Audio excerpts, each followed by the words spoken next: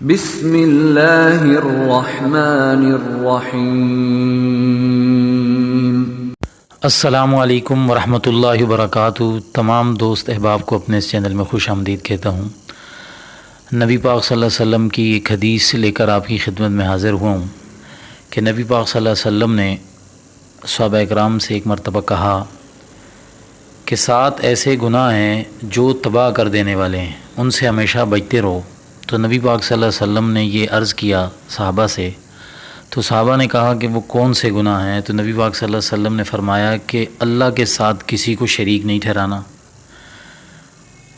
جادو کرنا، کسی ناحق کا قتل کرنا، سود کھانا، یتیم کا مال کھانا اور لڑائی سے بھاگ جانا، پیٹ پھیر لینا، پاک دامن ایمان والی عورت پہ تہمت لگانا، ان چیزوں سے بچو، ورنہ آپ کی دنیا آخرت دونوں تباہ ہیں۔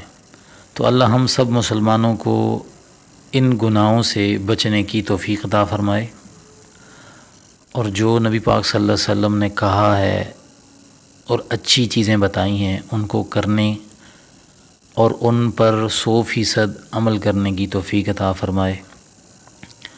جو لوگ بھی مسلمان کہیں بھی پریشان حال ہیں، اللہ ان کی پریشانیوں کو دور کرے۔